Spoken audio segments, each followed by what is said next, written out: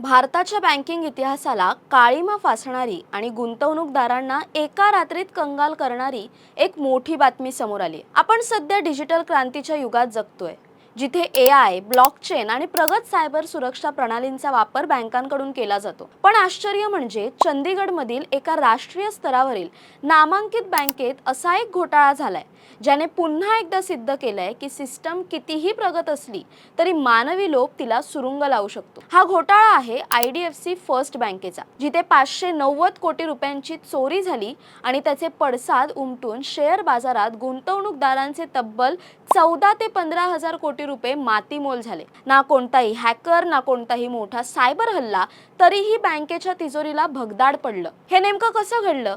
हरियाणा सरकारने इतका मोठा निर्णय का घेतला? RBI आणि अर्थमंत्र्यांचं यावर काय म्हणणं आहे आणि तुमच्या पैशांचं काय होणार, जाणून घेऊया या व्हिडिओच्या माध्यमातून. नमस्कार, मी संचारी आकेरकर आणि आपण पाहताय टाइम महाराष्ट्र. या संपूर्ण प्रकरणाची सुरुवात 18 फेब्रुवारी 2026 ला झाली. हरियाणा सरकारच्या काही संस्थांची खाती IDFC फर्स्ट बँकेच्या चंदीगड शाखेत होती. जेव्हा या संस्थांनी आपल्या खात्यातील व्यवहारांची आणि बॅलन्सची तपासणी केली, तेव्हा त्यांना प्रत्यक्ष शिल्लक आणि कागदोपत्री नोंद यात मोठी तफावत आढळली. सुरुवातीला ही तफावत 490 कोटी रुपयांची असल्याचं लक्षात आलं, ज्यामुळे प्रशासकीय वर्तुळात एकच खळबळ उडाली. तपास जसा पुढे सरकला तशी ही विसंगती आणखी 100 कोटींनी वाढून पुन्हा 590 कोटींवर पोहोचली. हा घोटाळा कोणत्याही डिजिटल त्रुटीमुळे झालेला नव्हता.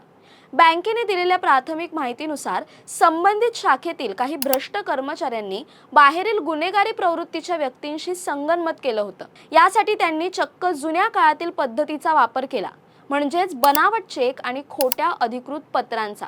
मॅन्युअल पद्धतीने व्यवहारांच्या नोंदी करून हे कोट्यवधी रुपये हळूहळू बँकेबाहेरील इतर लाभार्थ्यांच्या खात्यांमध्ये वळवण्यात आले.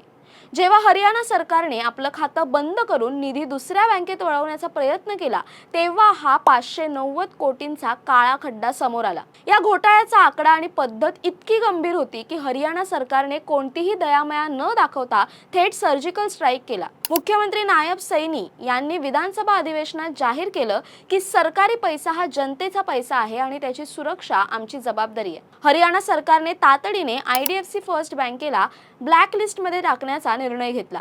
इतकंच नाही तर तपासाच्या परिघात AU स्मॉल फायनान्स बँक देखील आल्याने त्यांनाही सरकारी व्यवहारांतून काळ्या यादीत टाकलं गेलं. हरियाणा सरकारने सर्व सरकारी विभागांना, मंडळांना आणि महामंडळांना कडक आदेश दिलेत की या बँकांमधील सर्व खाती त्वरित बंद करण्यात यावीत आणि उरलेला निधी सुरक्षित बँकांमध्ये वळवण्यात यावा. एखाद्या राज्य सरकारने अशा प्रकारे खासगी बँकांना काळ्या यादीत टाकणं ही बँकिंग क्षेत्रासाठी अत्यंत धोक्याची घंटा मानली जाते, कारण यामुळे बँकेच्या विश्वासार्हतेवर मोठा प्रश्नचिन्ह निर्माण झालाय. देशातील एक मोठी बँक अशा प्रकारे संकटात आल्यावर रिझर्व्ह बँक ऑफ इंडिया आणि केंद्र सरकार शांत बसणं शक्य नव्हतं. RBIचे गव्हर्नर संजय मल्होत्रा यांनी या प्रकरणावर तातडीने भाष्य करत देशातील जनतेला दिलासा देण्याचा प्रयत्न केलाय. त्यांनी स्पष्ट केलं की या एका प्रकरणामुळे संपूर्ण भारतीय बँकिंग व्यवस्थेला कोणताही सिस्टम रिस्क म्हणजेच धोका नाहीये. हा घोटाळा केवळ चंदीगड शाखेतील काही ठराविक खात्यांपुरताच मर्यादित आहे आणि संपूर्ण बँक संकटात नाही. RBIने या प्रकरणी संबंधित बँकेच्या 4 अधिकाऱ्यांना निलंबित केलं असून त्यांच्यावर गुन्हेगारी स्वरूपाची कारवाई सुरू केली आहे. दुसरीकडे केंद्रीय अर्थमंत्री निर्मला सीतारामन यांनीही या प्रकरणावर गांभीर्यानं लक्ष ठेवलंय. त्यांनी स्पष्ट केलं की IDFC फर्स्ट बँकेत घडलेला हा प्रकार सॉफ्टवेअर किंवा सिस्टीमच्या दोषामुळे झालेला नसून तो पूर्णपणे मानवी फसवणुकीचा प्रकार आहे.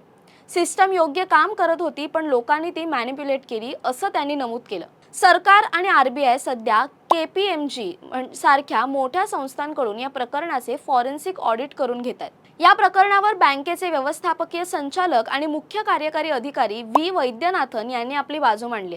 त्यांनी सांगितलंय की बँकेचे व्यवस्थापन पारदर्शकतेवर विश्वास ठेवतं आणि म्हणूनच त्यांनी स्वतःहून ही माहिती स्टॉक एक्सचेंजला दिली आहे. वैद्यनाथन यांच्या मते हा कर्मचारी स्तरावरील फसवणुकीचा प्रकार आहे आणि आतापर्यंतच्या तपासात वरिष्ठ व्यवस्थापनाचा यात कोणताही सहभाग आढळलेला नाही. बँकेने अंतर्गत चौकशी सुरू केली असून दोषी कर्मचाऱ्यांवर कठोर कारवाई केली जाते. बँकेचा असा दावा आहे की त्यांची भांडवल स्थिती अत्यंत मजबूत आहे आणि या 590 कोटींच्या नुकसानीमुळे बँकेच्या अस्तित्वावर कोणताही परिणाम होणार नाही. मात्र विश्लेषकांचं म्हणणं आहे की आर्थिक नुकसानीपेक्षा बँकेच्या ब्रँड व्हॅल्यूला बसलेला तडा भरून काढणं व्यवस्थापनासाठी मोठं आव्हान असेल। या घोटाळ्याची बातमी वाऱ्यासारखी पसरताच शेअर बाजारात सकाळी गोंधळ पाहायला मिळाला।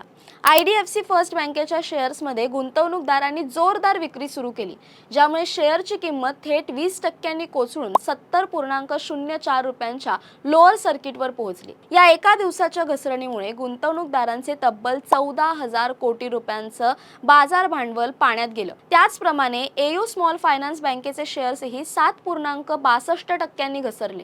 जवळपास 29 लाख छोटे गुंतवणूकदार या धक्क्याने हादरले। शेवटी हा घोटाळा आपल्याला एकच गोष्ट शिकवतो, तुम्ही तंत्रज्ञानावर कितीही अवलंबून असला तरी ऑपरेशनल रिस्क आणि अंतर्गत भ्रष्टाचार हे बँकिंग क्षेत्रातील सर्वात मोठे शत्रू आहेत। जोपर्यंत बँका आपल्या अंतर्गत देखरेख यंत्रणा अधिक कडक करत नाही तोपर्यंत असे गैरव्यवहार होतच राहतील। तुमची या प्रकरणावर काय प्रतिक्रिया आहे? बँकांनी ग्राहकांचा विश्वास पुन्हा मिळवण्यासाठी काय करायला हवं? कमेंट्समध्ये नक्की कळवा। तसेच अशा नवनवीन व्हिडिओसाठी टाइम महाराष्ट्राला सबस्क्राईब करा।